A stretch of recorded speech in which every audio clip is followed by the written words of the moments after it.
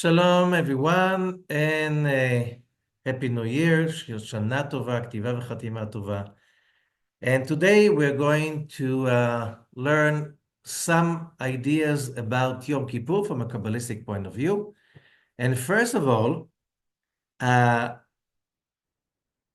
if we go to the Talmud, the end of Tractate Ta'anit, it says over there that the two happiest days in the year are Yom Kippur and the 15th of Av, the happiest day. And for a lot of people, Yom Kippur is not considered to be a happy day. It's a day that, a very solemn day, very heavy day. For a lot of people, very serious day. But for a lot of people traditionally celebrate Yom Kippur since they remember themselves, they don't see it as a happy day. On the other hand, when we learn the prayers of Yom Kippur, we have many times the expression "V'zarakti alechem mayim teorim ute'artem," and I will throw upon you pure water, and you will get purified. So, if I can get purified, this is an amazing opportunity because purification is the goal of every human being, because the more pure our thoughts, our bodies, our minds become, the more clear we can think, see, understand, and enjoy, perceive life, experience life. Then, of course, the quality, it's like, TV. The more clear your TV is, the higher the resolution, you have a higher quality. So if you can be purified and live a much higher quality life, this is amazing. So we should welcome Yom Kippur as an amazing opportunity for upgrading our existence, our mere existence. So basically, when you come to learn about Yom Kippur from the Kabbalistic point, it's a happy day, very happy day. Of course, Rabbi Zakloria is teaching us that you have to be very serious and solemn, and sometimes even feel sorry when you talk about cleansing your own sins, impurities, wrongdoings, and stuff like this. Yeah, of course, you cannot do that with happiness, but the rest of the prayers every year, along the year, and especially on Yom Kippur, this is such a great opportunity to connect to the Almighty. You have to be really appreciative and happy. Otherwise, there's a kind of a chutzpah, not being excited when you get to celebrate something so great. So let us try and understand sorry, the greatness of Yom Kippurim. So, first of all, the question we want to understand is, why is Yom Kippur so holy? What cosmic influences are available on Yom Kippur? Because, again, we have to understand, the Kabbalists do not think any date is just a date. And even, let's say, we decided that the date is a date to commemorate something that happened a long time ago, this idea is not acceptable by the Kabbalists. If there is a day that is memorized in the calendar, there must be a cosmic revelation, a cosmic occasion that is meaningful on that day. And Rabbi Zakloria is explaining, if there is an event that has a spiritual, metaphysical power, and when it happens, it is in a great magnitude, that is powerful enough, it will impress itself on or over the calendar and the cycle of the year. And remember, the year, we said, the year in Hebrew, Shana, means on one hand repeating itself, shoneh, shana, different, okay, but repeating itself. So there's a repetition, there's a cycle.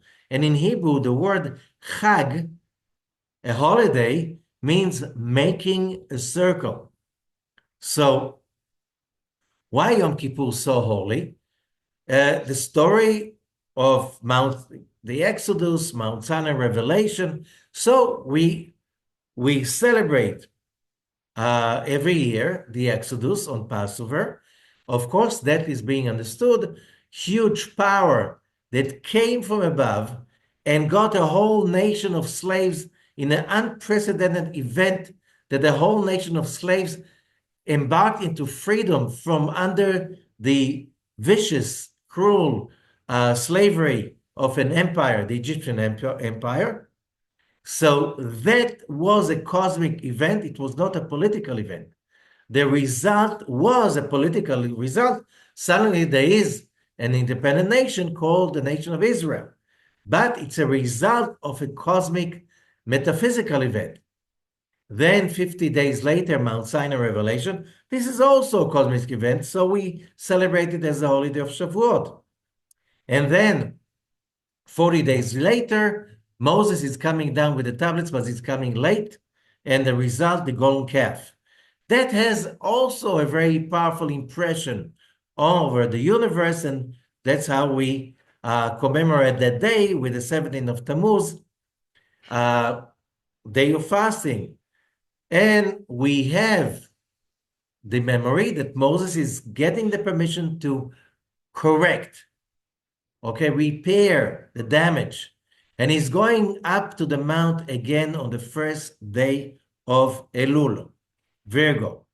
And he comes back with a second set of 2 tablets with the forgiveness and the secret of repentance, forgiveness, and transformation of someone who really fell hard. He came back 40 days after he ascends to the mount again. And that day is Yom Kippur, the day of atonement, the day of cleansing. So we understand that there is something really powerful at this day that we can tap into it, because the power of cleansing, atoning, even something that terrible, unimaginable, like sinning with another deity, while you still on Mount Sinai, you're still under the impression and the power that lingers from the Mount Sinai revelation, and you're still doing that. That's, human logic says this is unforgivable. We got the forgiveness on Yom Kippur when Moses is coming down with the secret how to achieve forgiveness, how to cleanse something that is so much damaged. So Yom Kippur is very holy. But why on the 10th of Tishrei? So we have no coincidences, and the 10th day of the Hebrew month of Tishrei, which means the year is starting around the new moon of the month of Libra, Tishrei, and on the 10th day, that is when we celebrate something so special, which is Yom Kippur. So what is the connection between Rosh Hashanah and Yom Kippur? Why the 10th day? And why is the Torah using the name Yom Kippurim in plural? The name is Yom Kippur, the Day of Atonement. But why the Day of Atonements? Why in plural, Kippurim? So we have answers for this, and that will somehow give us the understanding and also the way how to connect to the awesome power available on Yom Kippurim.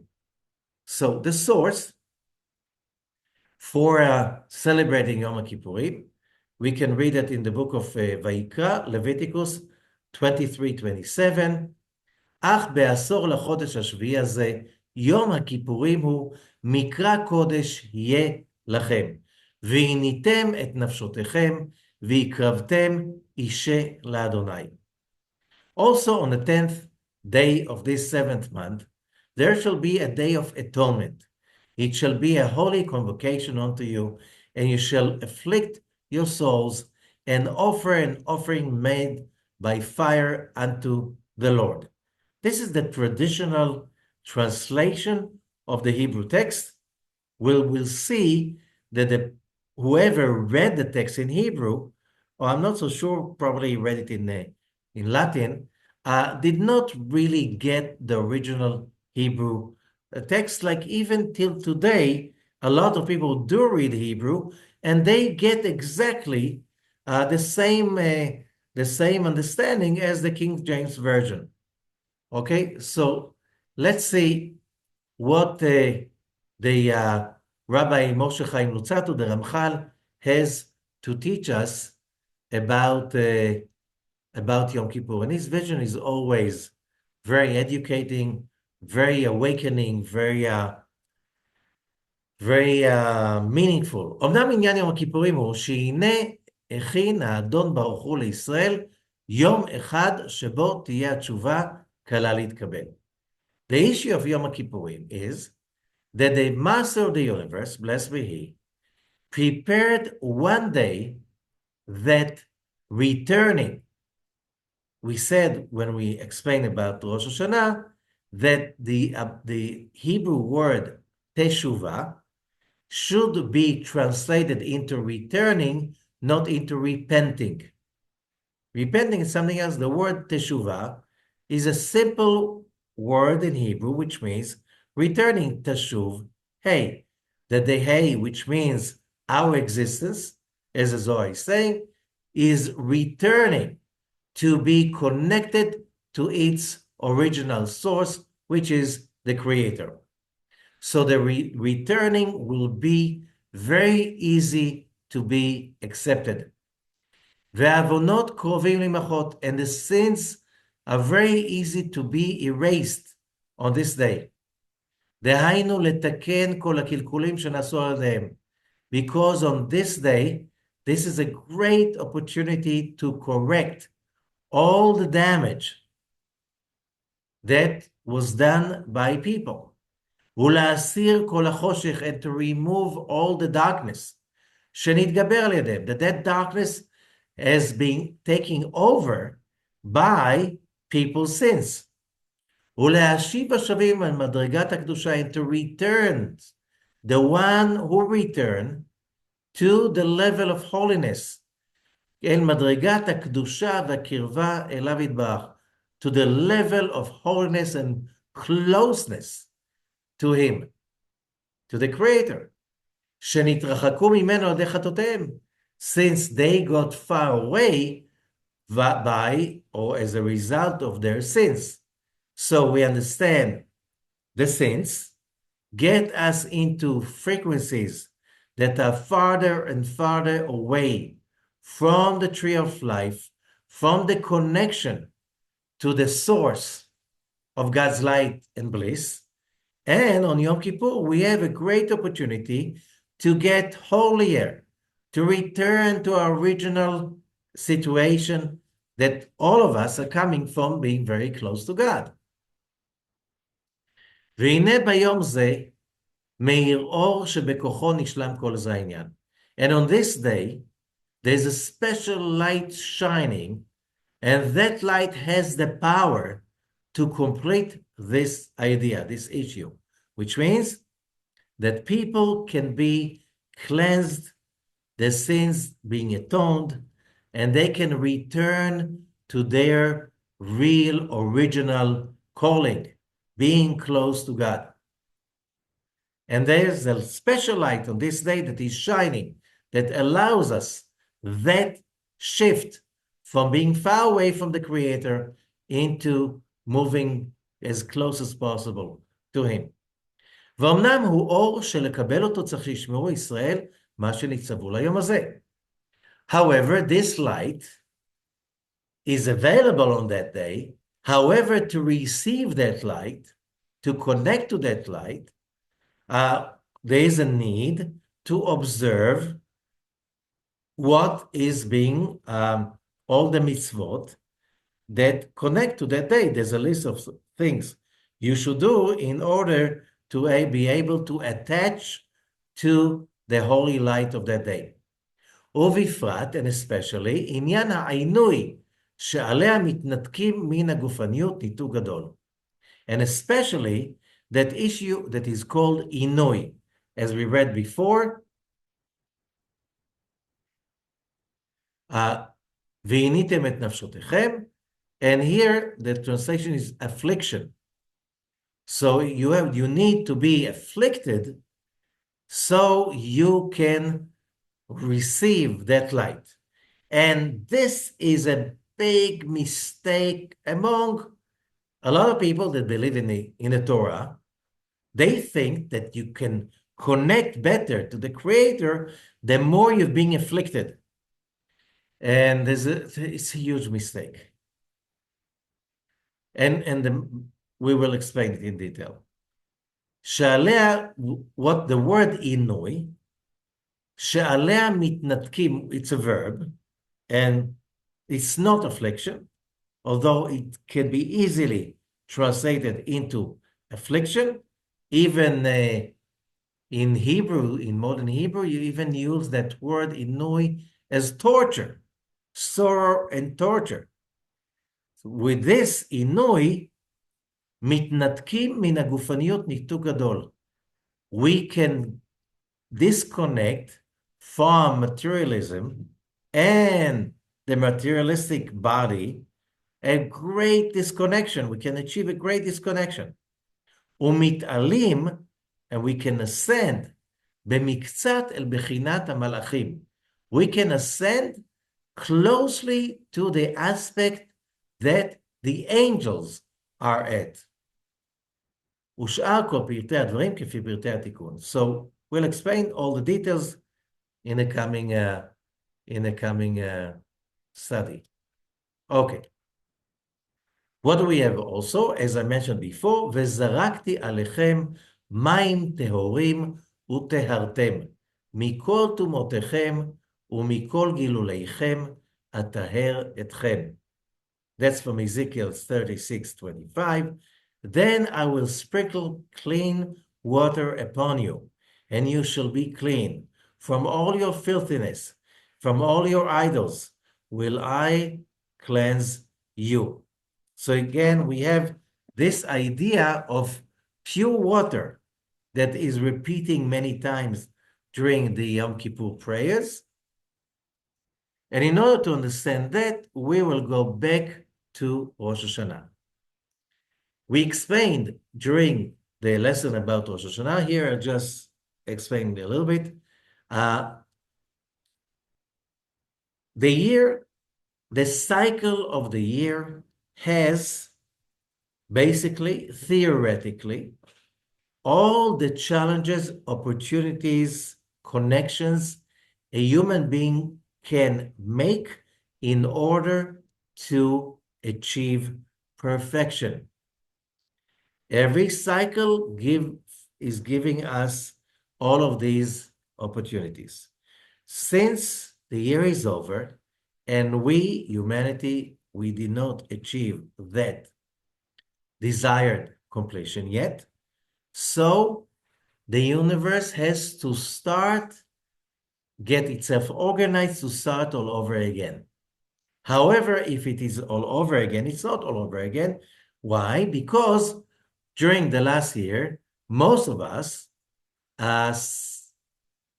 were very busy accumulating all kind of filth, especially not just physical, that, the weight we gain and all the poisons we accumulated in our tissues, but also the mental filth, the mental memories, trauma, anger, vengeance, whatever, that does not allow us to receive the coming opportunity again. It's like, another year is coming, and everything is already under the shade of the previous painful experiences we have experienced in the past year. We could have take the challenges and reach total perfection, but most of us do not do that. So the year is starting with going back to the beginning, to the creation of the universe, to the creation of Adam, the creation of the world we know, and that means it's easier when you go to the creation to correct stuff at the seed level. So that happens over 10 days of the first 10 days of the year, in which the Creator, where it says, here in chapter 2 in Genesis, and it says that God put Adam to sleep and he separated Eve, the woman, from Adam, the man. Okay? They were created together.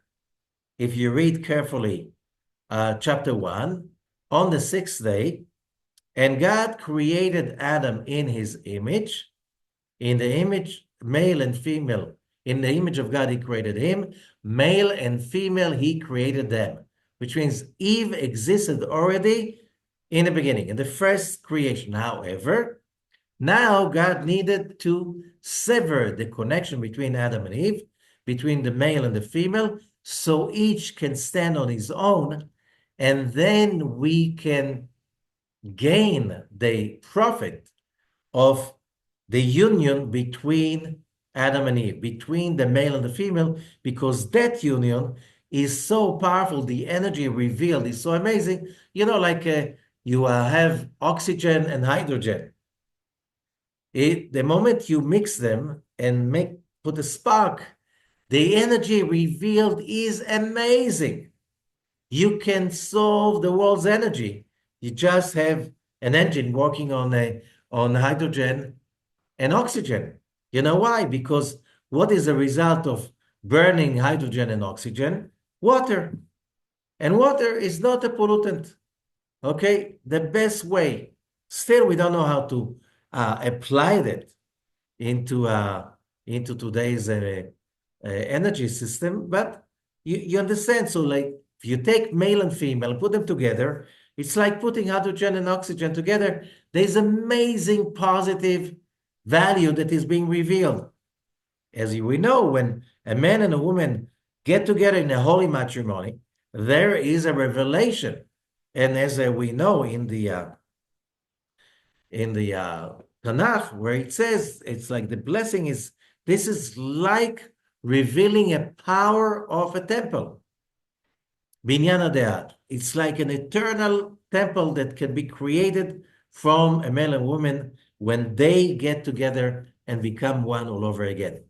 So this is being related also. So during the 10 days, first 10 days of the month of Tishrei, the Creator, according to the Kabbalists, is severing, he's sewing the connection between the soul and the body so they can be cleansed. Because as long as they are they are attached to each other, they get each other very tired. You know, we need once a day at least to go to sleep, because the struggle between the body and the soul, who is going to be in control, is so tiring. We need to go to sleep. But what happens when we go to sleep? It's called tardema in the original text, tardema, dormita in Aramaic, and that word somehow came into Latin and to many other European languages. So what happens when we go to sleep? The soul goes up, the body stays down, and when you have this kind of separation of powers between the two struggling entities, they rejuvenate. The body rejuvenates when we sleep. The soul rejuvenates when it's up and closer to God. And both can rejuvenate so we can get up in the morning. And when they join together, there's some kind of freshness and hope, and everything looks so much different in the morning. So we have 10 stages of separating the connection between the soul and the body, like between Adam and Eve. And these are again corresponding to the 10 Sefirot, 10 illuminations of light. And these are the 10 days of Teshuvah. And what the Zohar is explaining, during these days, the Creator put us under surgery, and during that surgery, he is cutting the judgments from Zeranpin, the soul level, and loading them upon Malchut so they can be finally washed away. I won't go into too many details. It's a very deep, that can be only a course by itself. But there is a cosmic event through which the Creator is helping us, humanity, to cleanse our souls and our bodies from all the weight of negativity we accumulated along the previous year. And this is called the Nesira or Dormita. We're supposed to wake up fresh, hopeful, full of energy when this is coming to its completion. So, in order to understand that, we need to understand a very important part of the system of the Sefirot. The system, there are 10 Sefirot, as we said. However, they are derived from the original 4. And these original 4 are manifested through what is called the Tetragrammaton. Yud and Hey, Vav and Hey, you see on the column on the left. Now, when we are talking about the Yud, which is Firat Chokhmah, the Kabbalists, especially the Kabbalists of the Zohar, they compare it to the source of life of those days, which was water. Now, Israel does not have rivers like the Nile. Israel is not blessed by rains like in other countries, like in a big part of Europe, for instance. Most of the year is dry. When the rain is coming, it's with abundance, very fast. And since the mountains in Israel are very close to the sea, the water are washed to the sea very closely.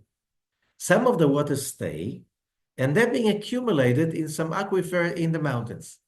So, where can you have a living village or place that people can live? For instance, Jerusalem. Jerusalem was built around the spring. And how does the spring is based? So if you go all around the mountains of Israel, almost all the springs are somehow cultivated, which means you don't just let the water run. That's waste of life. So what do? So the spring is divided into the source. The source is the point that the water sprinkle out. You know, the springs in the mountains in Israel are not very kind of a like huge amount of water coming up. It's just the source. It's like somebody open a tap. Okay, so what do you have? That tap, that is open, and usually to make it flow, the Israelites in ancient times did just sit and wait for the water to come. They carved into the mountain, kind of a tunnel into the mountain, so the water will be accumulated in a faster speed, and then they come out from the source, and that is the Yud. The Yud is compared to Sefirat Chokhmah, okay, Olam Atzilut, which is where the source of the bliss of the Creator is starting to flow down to our human life. It's like, we cannot connect when we study about the Sefirot. We compare it to the electrical grid. You cannot, you have any kind of electric device, you want to operate it, you don't go to the main power station and connect directly because it will simply turn into ashes. Because the intensity of the power at the main power station is too high for our appliances. So the energy flows from the power station, but there are transformers on the way to the city, to the neighborhood, to the street, to the house, to the apartment, and then to each socket in the house. So you have transformers, and those transformers, what they do, they simply bring down the intensity of the energy flow. So finally, the end user can tap into that power without getting, without turning into ashes, especially when you don't put your finger in it. So the source of the light of the creator that is coming down into our physical mundane reality, this is compared to the Yud. That's a source of the spring. When it's coming out from the source, it's coming into a pool. It's coming into a pool, a reservoir that collects the water. So the people of the village or the city can come and take from these water, accumulated water, and use them in their households. And that is Sefirat Bina, the pool, the higher pool. Then you have, that's the letter Hey. Then you have the letter Vav that looks like a pipe. From, if you simply go to all of these ancient Jewish villages all over the country, you will see they are pipes or water aqueducts that are going from the main pool into the different fields. And then the field itself, this is Malchut. The pipes are the letter Vav, Malchut is the last Hey. Now, when we, human beings, live in the dimension that is Sfirat Malchut compared to the field, we are thirsty, we need to be quenched. We are the ones who get the flow. We need to get the flow through the pipes, and the pipes are basically the spiritual dimensions, ours that of the soul. However, whenever we mess up, like what we call sinning, stealing, cheating, lying, hurting us, ourselves and others, getting angry, vengeance and anger and greed and all kinds of whatever, that will block the pipes. Same thing, that it's very important for the farmer to maintain all four levels, but especially the water aqueducts, to maintain them clean, because if all kinds of rubble falls into them, then the water won't go through the pipes and the field will stay thirsty and dry and finally die, especially when we have a long summer. We don't have really, in Israel, serious rainfalls from Passover all the way till after Simchat Torah. So, meanwhile, you have to get water. You have to, water the vegetables, the trees, the people, and so on. So, is there a question? Is that understood? So we understand that there is a flow, and basically we humans are Malchut. Our spiritual dimension and consciousness is the pipes, and that can get clogged. We receive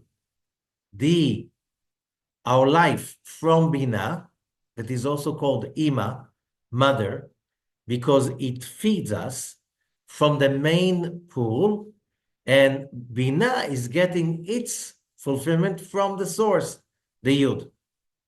Okay? This is very important to contemplate over that.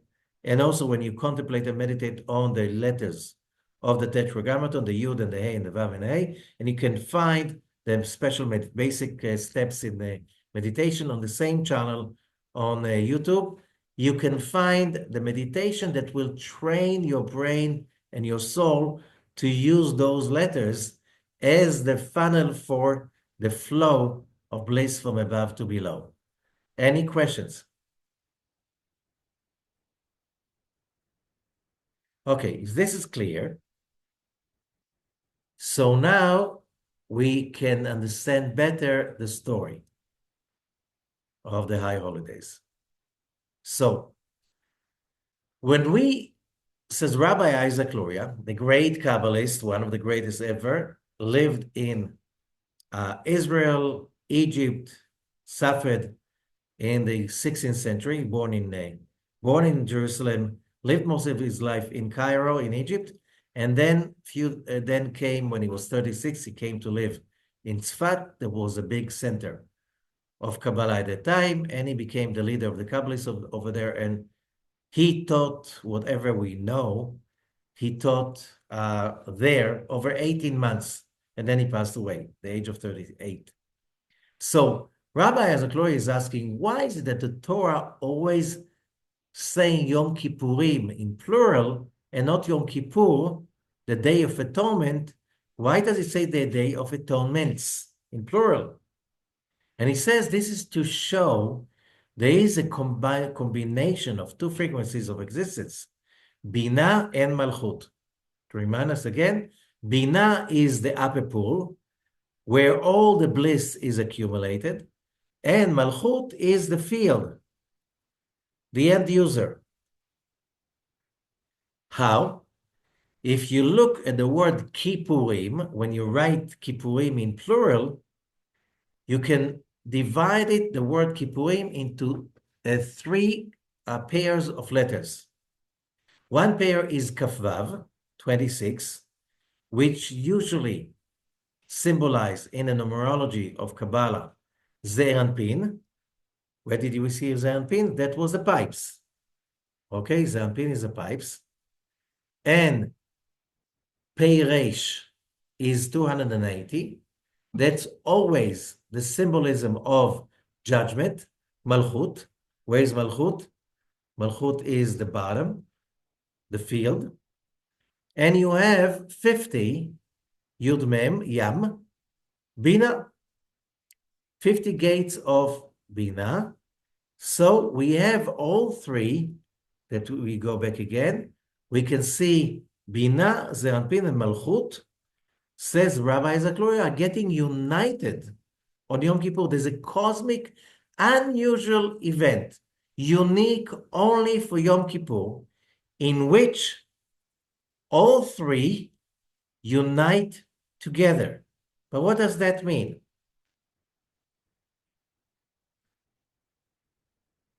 So here, Rabbi Zakloria explains it to us. In Deuteronomy 8:3, there is a very famous verse, Lo ala lechem levado yichyah adam, ki al kol motza pi Adonai yichyah adam. Man doth not live by bread only, but by every word that proceedeth out of the mouth of the Lord doth man live. Okay, in simple English, a human being can live not just over the bread, but from what comes out from the mouth of God. What does that mean? Does God have a mouth? Okay. So Rabbi Zakloria explained it this way. Bechol yemot hashana, along all days of the year, על ידי אכילתו ושתייתו הגופנית, שאנו מברכים כמה ברכות, כמו מוציא וברכת המזבחות, וכיוצא בהם, by physical eating and physical drinking, we're using the body for that. And when we bless many blessings over the food and the drink, there's a blessing hamotzi over the bread, birkat hamazon, that's a blessing after eating the bread. And all of these blessings that you have connected to the food we eat and what we drink, like there's blessing over the wine, bure pri hagefen, over the water and other drinks, shakol niya bidvo. Al yadei, using these blessings, אנו ממשיכים שפע ומזון עם העילאה אל מלכות רחל נוקבה דזרנפין. Let's go back over here.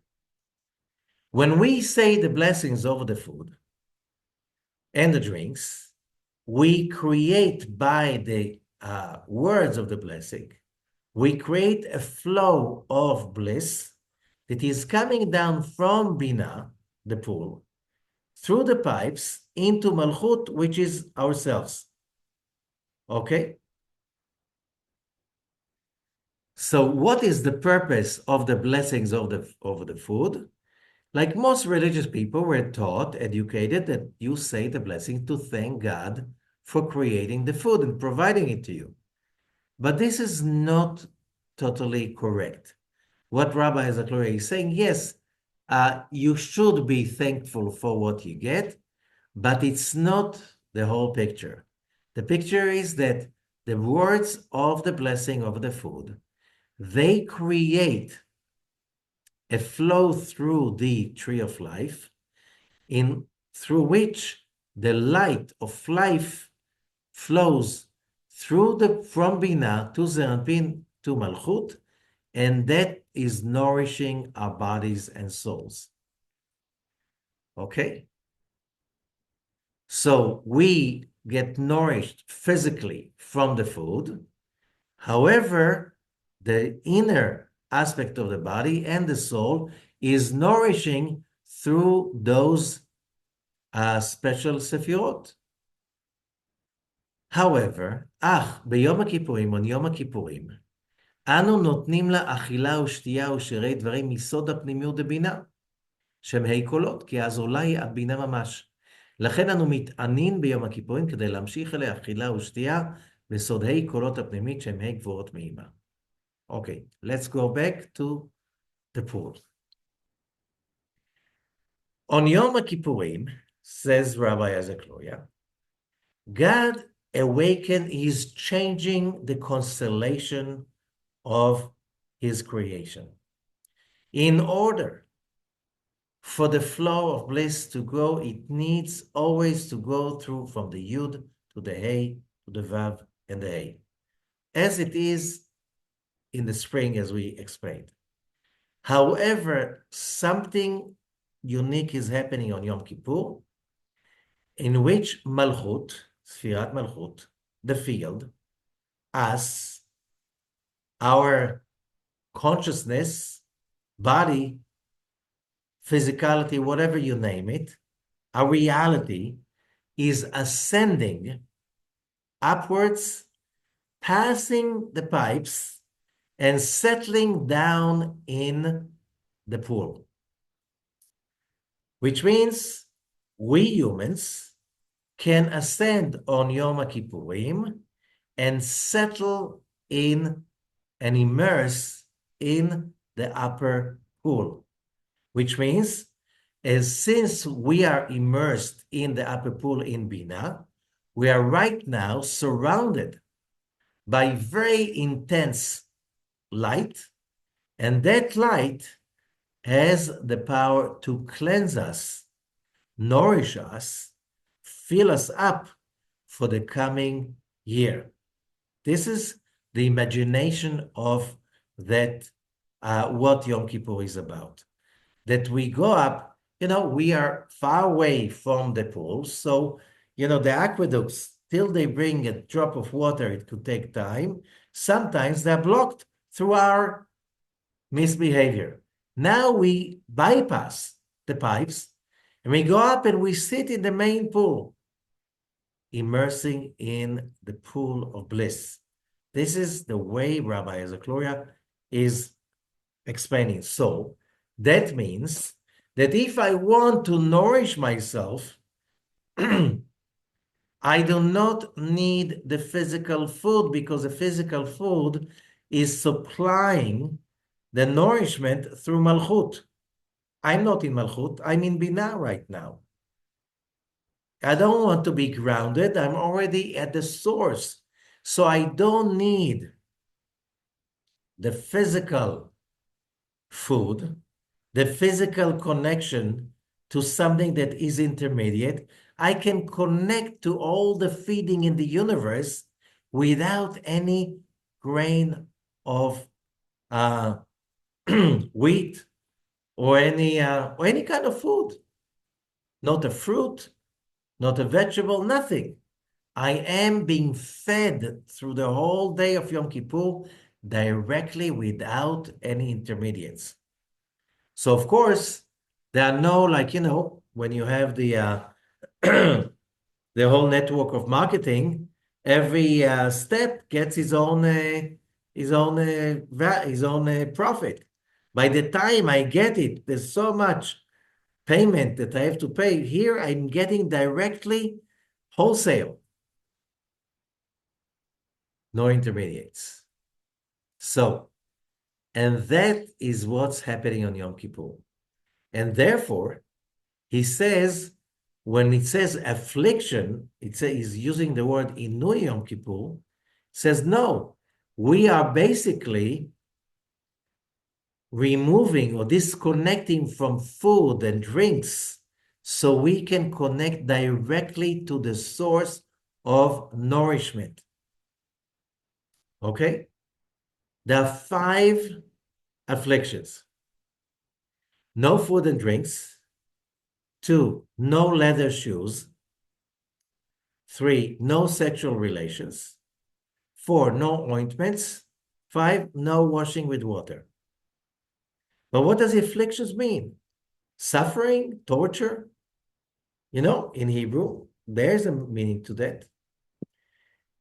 Where is the word coming from, and what is inui? So it says ve'initem, you should afflict et nafshotechem, nefesh. Nefesh is that part of the human soul that is attached to the physical body. There are higher parts that are not attached to the physical body, only the nefesh. This is the lower one, the most mundane, the one who really crave for physicality. All beasts also have nefesh. Without nefesh, you don't live. Because the nefesh is the interconnection between the soul and the body. So the nefesh has to be really close to the body, and the nefesh get afflicted by the body because it's too close to it. So that's what the nefesh is. Malchut, Olam Asiyah, this is nefesh. So what we do in Yom Kippur, basically what Rabbi Zachariah is teaching us, and what we heard by from the Ramchal, Ve'initem is coming from the Hebrew word ani, poor, which means what do? We shut down that physical connection. What does it mean, physical connection? When we said food and drinks, it's kind of humiliating. I need a physical mean to connect to the spiritual force of life. Is that, and I need to awaken a consciousness and a blessing and so to withdraw the spiritual dimension out of the food and drinks. Leather has also certain power. We're talking about leather shoes because leather shoes, they really ground you. Sexual relations is like food. There is amazing power and energy that goes with sexual relations, but you need a physical body for that. Ointments and washing, all of them give pleasure to the body, but through a physical molecular intermediates. On Yom Kippur, we become close to angels. We eat without food. We draw energy without leather shoes. We can connect to the power of sexual relations without using our bodies for that, only our minds. We can use the pleasure of ointments and washing and bathing, all of that, without using any molecule of any material. We simply connect to the source of all pleasure, fulfillment, and nourishment, life, without any intermediate. That's the great miracle of Yom Kippur. Instead, we get 5 prayers They are considered to be like 5 meals. Each prayer on Yom Kippur, we basically eat directly from the pool, from Bina, from the source of life. There are 5 prayers, there are 5 afflictions, and there are 5 prayers. The first one is uh, the first prayer after sunset, the eve of Yom Kippur, and that's called Filat Arvit. And we're going up, Malchut. Then in the next morning, we have Tfilat Shacharit, corresponding to Zeranpin, going up one level again. Bina is Tfilat Musaf, that is after the Torah reading. Then Mincha, the afternoon prayer, is Chokhmah. And there's an additional prayer between Mincha and nightfall, which is Ne'ilah, locking. This is connected to Keter. After we connect to Keter, we lock ourselves to God's light. We blow the shofar at the end of Yom Kippur to lock our connection to the tree of life for the whole year. Because we reach the 5th level of the Keter, it's the highest. So now our journey towards the upper pool to Binah has been completed. We are fully immersed and we are fully nourished if we just let go of all the post-traumatic emotions, the vengeance, the anger, the suppression, all of those emotions that basically debilitate us. When we let them go, then our immersion in Binah, the upper pool, will be complete, and we can really soak in all what we need for another year full of life and energy and sustenance and whatever is good. That is basically the idea behind Yom Kippur. So if you are basically, we are having a pool party. That's what Yom Kippur is about. It's a big pool party. Everybody, and that's a symbol for joy, splashing in the water. Everybody's quenched, and it's exciting. We have that. So a pool party is basically just an imitation of what happens on Yom Kippur, because the real pool party is Yom Kippur, when we are splashing in the pool of Binah and we soak in all the light and the pleasure of the universe. That is the real meaning of Yom Kippur. So, what else do we have on Yom Kippur? On Yom Kippur, we have also the prayer that is called the 13 attributes. Okay?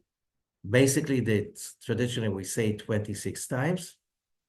In order to cleanse the body and soul, drawing bliss from Mazalah, sweetening judgments, and also mikveh, the last word of the 13 attributes, is venake, and cleanses. Gimatria, numerical value of the Hebrew word, mikveh. But what is Mazalah? We learn something very powerful. When Moses goes up to the mount and he's begging forgiveness, he's not doing, if you look carefully at the text, with too much sorrow. He doesn't say, oh, we messed up, we don't deserve anything, but still, God, please. No, Moses is saying something else. He's saying, if you just understand the words, he's saying, God, you gave us the Torah, and the Torah was supposed to heal our evil inclination. Didn't work. You want your project of cleansing the whole of humanity, you want it to be successful, you must give us something stronger than just the Torah. And God is giving him the 13 attributes. And those 13 attributes, Hashem el chanun v'rachum el chapayim v'rav chesed v'emet, they draw the light not from Bina. They draw the light from Keter, which is even before the source, before the Yud. It's called Kutzor Shel Yud. the thorn of the Yud. It's called Mazalah. Mazalah means in Hebrew good fortune. It's Aramaic. Mazal, good fortune. It means also flow of luck. It means it is basically the most powerful device to unblock the flow of all the pipes of bliss that are connected to our souls. It's connected to the meditation of 3 times the Tetragrammaton, because the Tetragrammaton, the meditation of it is the number 26. 3 times, right, left, and center, it gives us 78. Mazala, Gematria of Mazala. It's also 12 letters. Tetragrammaton means 4 letters. 4 times, 3 times 4 letters, it is 12. 12 pipes of light, and when we do it with love, it becomes 1, so it's the 13th. That's why it's called the 13th attributes, or the 13 little 13 pipes of bliss coming from above, that we awaken them every time we pray the 13 attributes during the slichot we do on Yom Kippurim. That light is cleansing. That light can bring us to be cleansed potentially like the day we were born, even before that. So that is also one really important tool that Moses gets that on Mount Sinai. After the sin of the golden calf, he's not devastated. He is in the beginning, but after that he realizes, just God, you told us the Torah will heal us. It didn't. Look what happened. We are still sick. Give us a more powerful healing force. This is the 13 attributes. And that's why we repeat them during Yom Kippur again and again and again. Okay, so our time is running. It says also in the Babylonian Talmud, Tractate Yoma 81, side B, Shabbat is quoting from Leviticus 23:32. Shabbat Shabbaton hu lachem. It's a high-level Shabbat, sabbatical. V'initem et nafshotchem, and you should afflict your nefashot, which is the lowest level, the one that connects to the body. Betisha lechodesh ba'erev, on the 9th of the Hebrew month of Tishrei, me'erev ad erev tishbetu shabbatchem. Why on the 9th? The Hebrew date starts at sunset. Why saying the 9th? That's what the Talmud is asking. Do we fast on the 9th? We fast on the 10th. However, this is to teach you. כל האוכל ושותה בתשיעי, מעלה עליו הכתוב כאילו התענה תשיעי ועשירי. If you eat excessively on the 9th of Tishrei, which means the day before Yom Kippur, you eat from the purpose of preparing the vessel to receive the great light of Yom Kippur, it's like you fasted 2 days, consecutive days, the 9th and the 10th. Okay?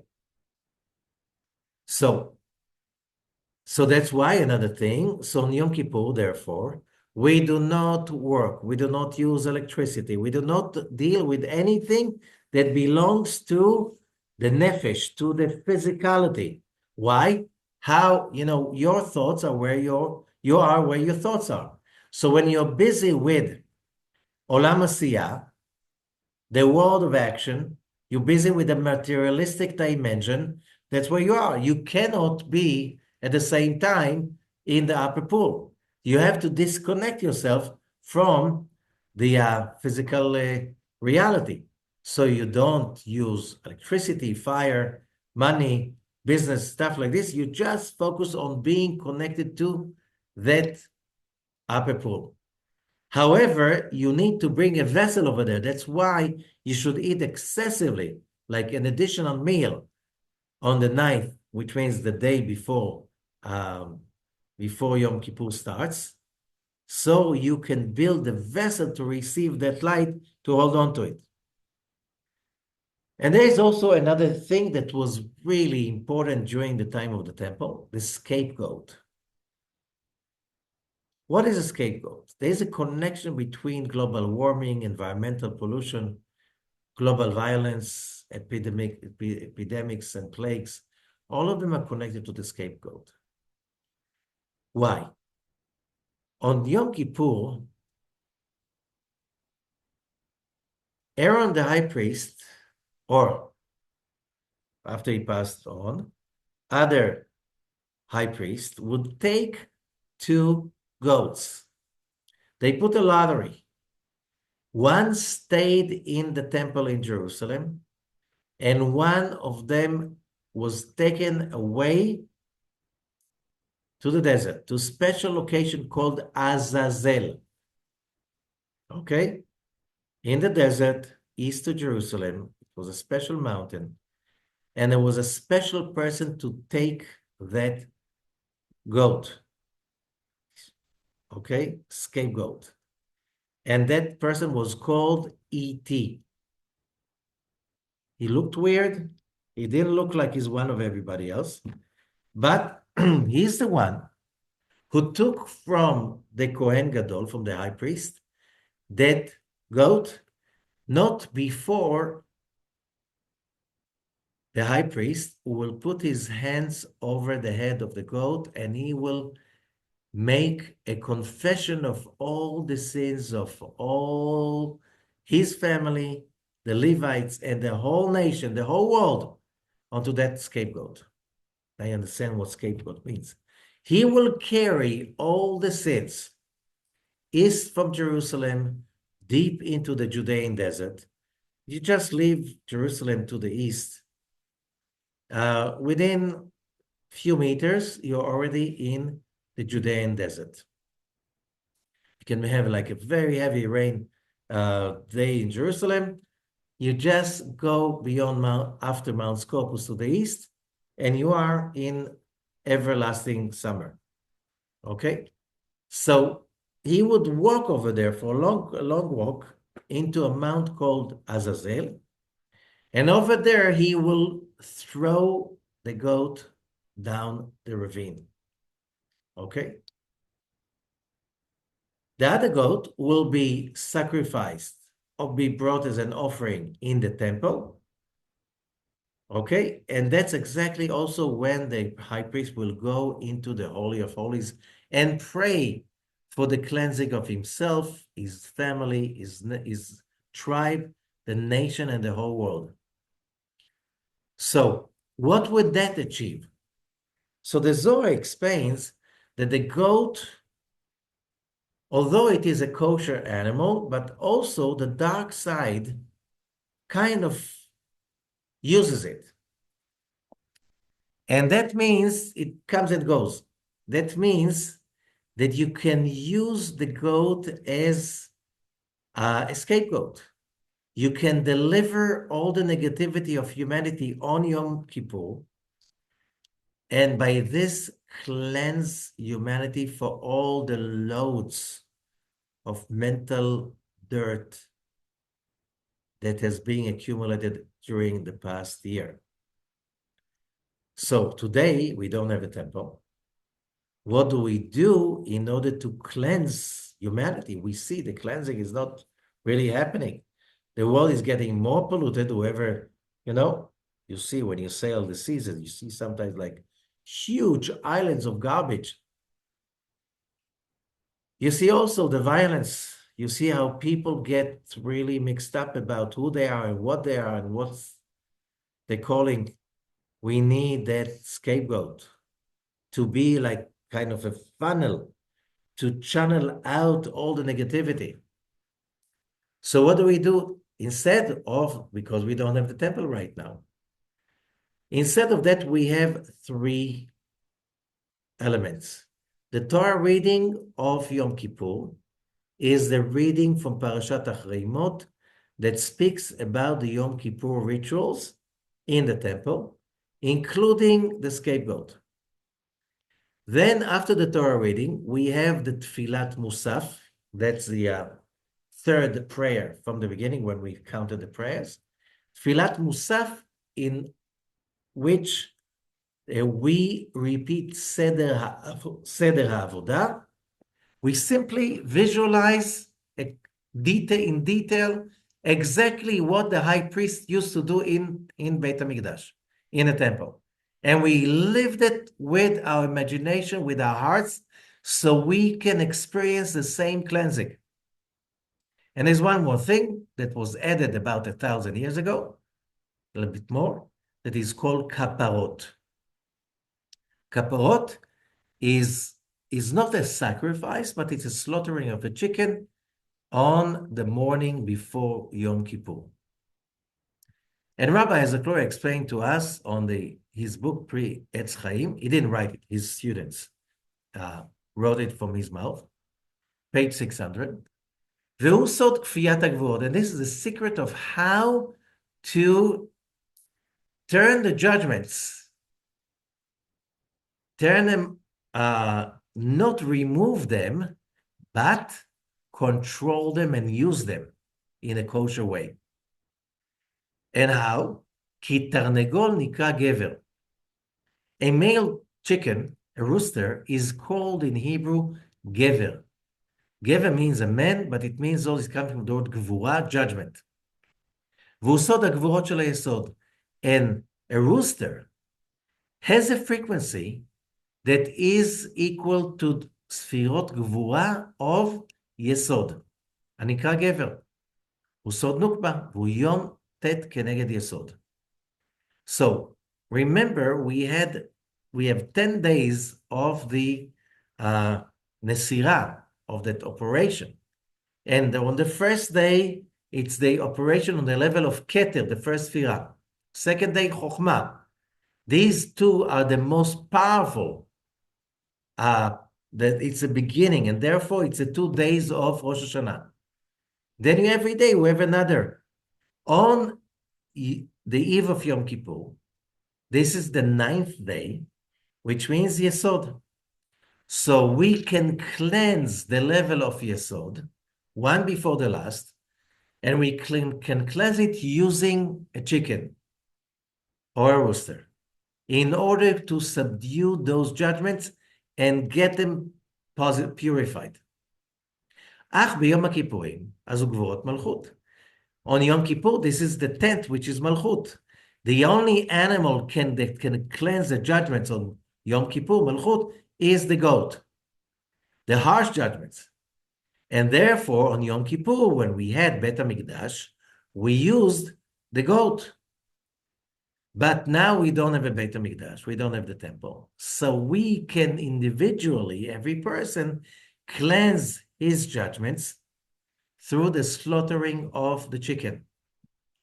It's like the goat, but the goat is on the 10th day, the rooster fits to the 9th day, and then it can be done on a personal level, not on a global level.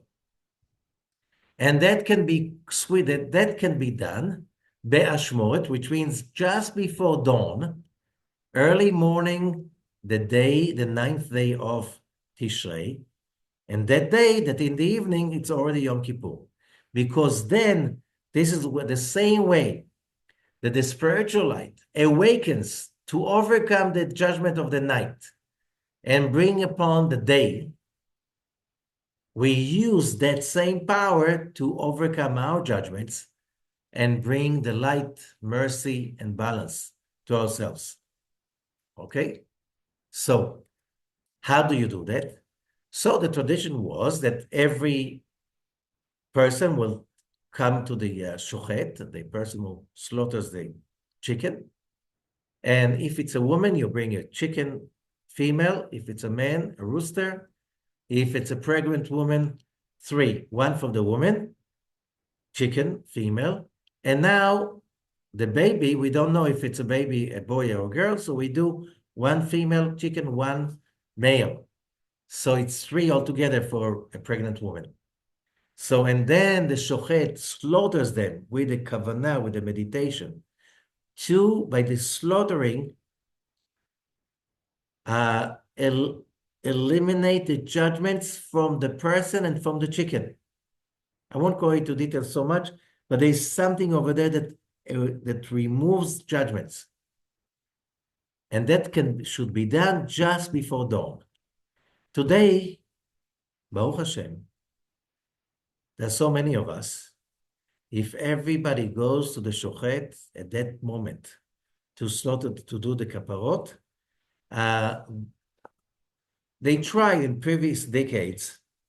It becomes so messy because everybody wants to do it on time. Thousands of people standing in line. The shochet is under pressure. And then the Kabbalists realize it's not working. So what is usually be done? That the rabbi will collect all the names of the people that want to do the kapparot through him. They donate an amount that is given to charity with the worth of a chicken. And when they donate, they say the text. You can find it online on the site.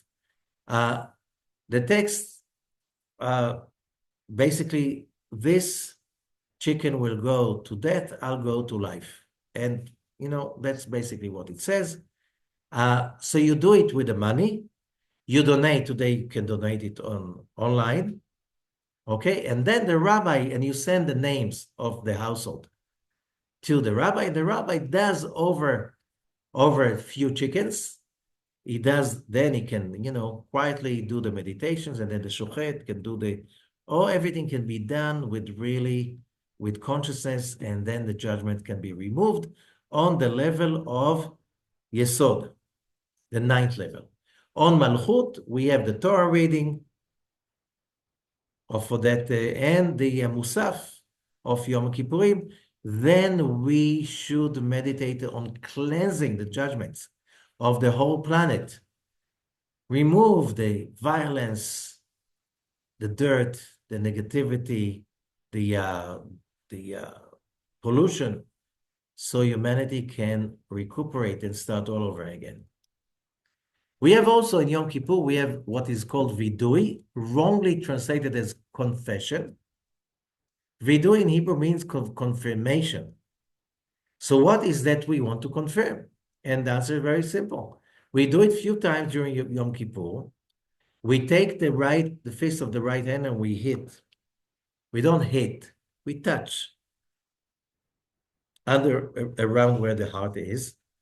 And the answer is we do it, and we say all the terrible stuff we might have been doing, or we do because we are somehow responsible for fellow human beings. So we repeat saying all of those sins, but we don't do it to confess, which is also good to confess, I agree, I made a mistake. If you don't agree, you're not aware that you made a mistake, you cannot fix it. If you don't see it's broken, you cannot fix it. Right. So you have to remember that the confession, but it is a confirmation, because I'm saying it to God. And what I'm saying, I'm disassociating myself from those negativities. And why the right hand? The right hand is 5 mercies, 5 chasadim. So 5 fingers. So we cannot touch the keter, so we hide the thumb and we do it like this. For each letter, it's according to the alphabet, back and forth, in which we're basically putting in the chesed, so we cleanse all of those. We say now it's not, I'm confirming it's not me anymore. That's what Vidu is about.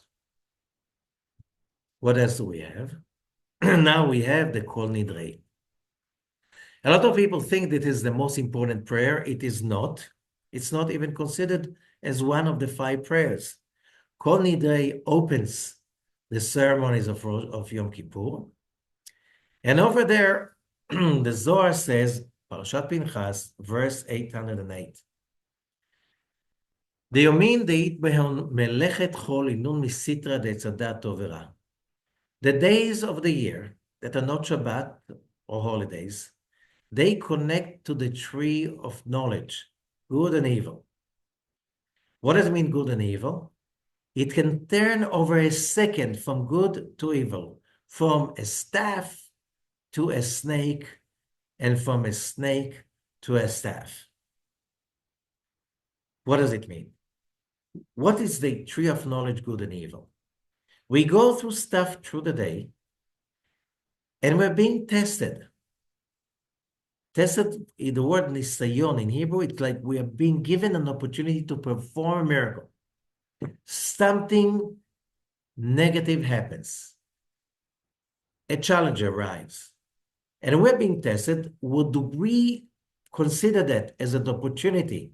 We see it as a great opportunity to step up and to turn the good, the evil into good, to turn the broken into fixed, to turn the darkness into light and the bitterness into sweet, which means connecting to the tree of life.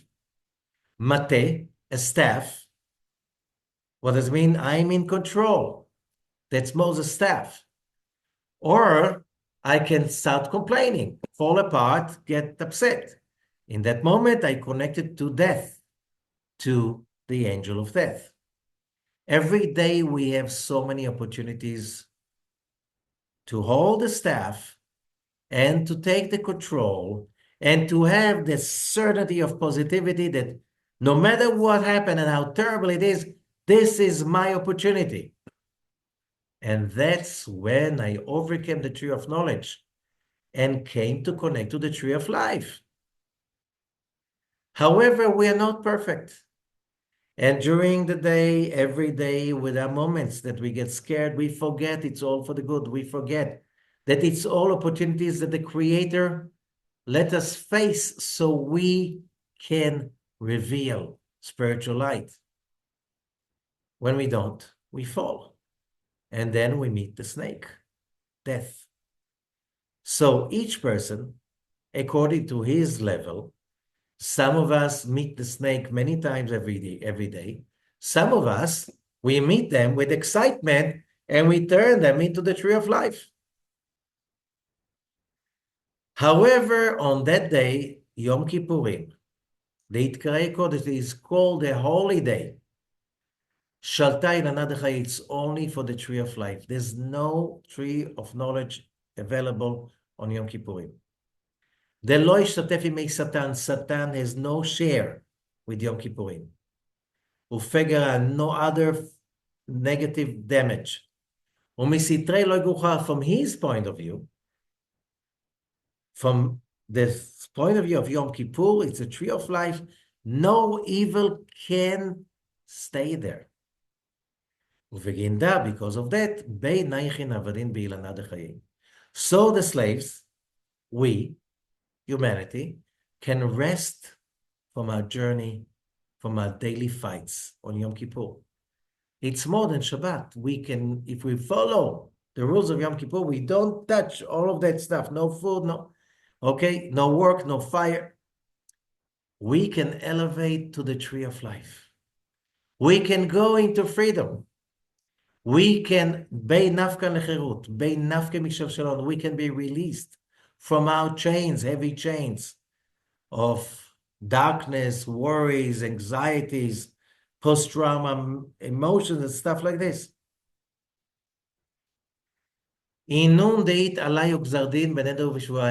Continue. Those people that are judgments hanging over there, it's a vow of the universe from the creation. There's a law of cause and effect. You hurt yourself and the universe, you block the flow of light, the circumstances. Those negative forces of the snake that we created in our this life, past life, this year, past year, and stuff like this, they are aimed at hurting us to take their toll. So as Yom Kippur is starting, the congregation gets together in unity. Take all the Torahs from the ark. And what is the Torah connecting to Zeranpin? So we all fly up to Zeranpin. And when we fly up, the Zohar is saying we meet those missiles of judgment coming from last year and previous lifetimes. And they're aimed at us. And like Iron Dome or Arrow 3, we simply launch ourselves up there with unity. And when we say the prayer, Kol Nidrei, the Zohar says we can remove those judgments that are on their way to hit us. We can remove them in the outer space or even in the atmosphere. Remove them and they will never come back again. Where do you do that? When you do it in the synagogue, together in unison. And that's basically Kol Nidrei. All the vows that are supposed, what does it mean, vows? There are rules. You know, you put your finger in the socket, you get electrocuted. You eat bad stuff, you get food poisoning. There are rules in this world. You mess up with the universe, there is a result, not immediate. But sooner or later, it has to come out. All of those judgments that are supposed to hurt us, they come here in the prayer of Kol Nidrei. We, with the power of the Torah, with the power of the unity of the nation, of the congregation, we can remove those judgments so they don't hurt us. So, we did a real summary of Yom Kippur. Anyone has a question? An issue that I didn't relate to?